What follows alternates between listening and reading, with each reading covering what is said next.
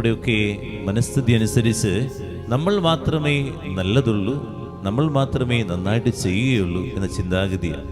അതുകൊണ്ട് എൻ്റെ പിന്നാലെ വരുന്നവരെ അംഗീകരിക്കാൻ ആർക്കും മനസ്സില്ല എന്നുള്ളതാണ്. ഇന്ന് യോഹന്നാൻ പിന്നാലെ വരുന്ന യേശുവിനെ അംഗീകരിക്കുക. എൻ്റെ പിന്നാലെ വരുന്നവൻ എന്നേക്കാൾ വലിയവനാണ്.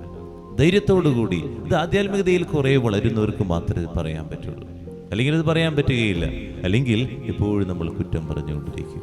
എൻ്റെ പിന്നാലെ വരുന്ന ആരെങ്കിലുമൊക്കെ ആണെങ്കിൽ, എൻ്റെ കൂടെ നിൽക്കുന്നവരെയാകാം, ഒരു നമ്മൾ അംഗീകരിക്കില്ല എന്നുള്ളതാണ്. എപ്പോഴും നമ്മളൊരു കുറവുകൾ, ഞാനായിരുന്നപ്പോൾ ഇങ്ങനെയായിരുന്നു, ഞാനായിരുന്നപ്പോൾ ഇങ്ങനെ ചെയ്യുമായിരുന്നു, എന്തൊക്കെ ഞാൻ ചെയ്തതാണ്, ഈ പാവം വന്നപ്പോൾ കണ്ടില്ലേ ഒന്നും ചെയ്യാൻ പറ്റുന്നില്ല. നമ്മൾ എന്തിനങ്ങനെ പറഞ്ഞ് ഒരാളെ തളർത്തി കളയണേ? യോഹന്നാൻ്റെ ഒരു മനസ്ഥിതിയാണ് നമുക്ക് വേണ്ടത്. ശക്തനായവനാണ്. നമ്മൾ ചിന്തിക്കേണ്ട ഇത്രയേ ഉള്ളൂ. ദൈവൻ പ്രോപ്പർ സമയത്ത് പ്രോപ്പറായിട്ടുള്ള വ്യക്തിയെ ആ പ്രോപ്പറായ സ്ഥലങ്ങളിൽ എത്തിക്കും എന്നുള്ളതാണ് നമ്മൾ മനസ്സിലാക്കേണ്ടത്.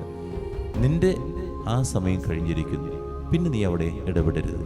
ദൈവത്തിന് ആ സമയത്ത് വേണ്ടത് നിന്നെയല്ല. അതുകൊണ്ടാണ് ആ വ്യക്തിയെ അവിടെ കൊണ്ടുവന്ന് വെച്ചിരിക്കുന്നത് നമ്മൾ മനസ്സിലാക്കണം. ഈ ബോധ്യമില്ലാതെ വരുമ്പോഴാണ് നമ്മൾ പിന്നാലെ വരുന്നവരെ ഇങ്ങനെ കുറ്റം പറഞ്ഞുകൊണ്ടിരിക്കുക, അല്ലെങ്കിൽ അവരുടെ കുറവുകൾ പറഞ്ഞുകൊണ്ടിരിക്കുക. അവരെ നമ്മൾ അംഗീകരിക്കില്ല. അവിടെയുള്ള വ്യക്തികളിടയിലൊക്കെ ഇങ്ങനെ പറഞ്ഞുകൊണ്ടിരിക്കും, അവൻ അങ്ങനെയാണ്, അവരെങ്ങനെയാണ്, അവർ ഇത്രയേ ഉണ്ടാകുള്ളൂ, കൂടുതലൊന്നും പ്രവർത്തിക്കാൻ പോലെ, എന്നെപ്പോലെ വലിയ കഴിവൊന്നുമില്ല എന്ന് നമ്മളിങ്ങനെ പറഞ്ഞ് നമ്മൾ അംഗീകരിക്കില്ല.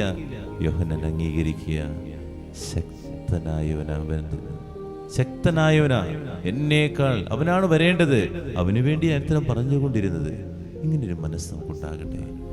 എപ്പോഴും ചിന്തിക്കുക, ദൈവം കൃത്യസമയത്ത് കൃത്യം ആളുകളെ കൊണ്ടുവരിക. ദൈവമാണ് അത് എത്തിക്കുന്നത് എന്നുള്ള കാര്യം മറക്കാതിരിക്കുക. നമ്മളവരെ തളർത്തുകയാണെങ്കിൽ അത് ദൈവത്തിനെതിരെയാണ് ചെയ്യുന്നതെന്നുകൂടി ഓർക്കുക, പ്രാർത്ഥിക്കുക.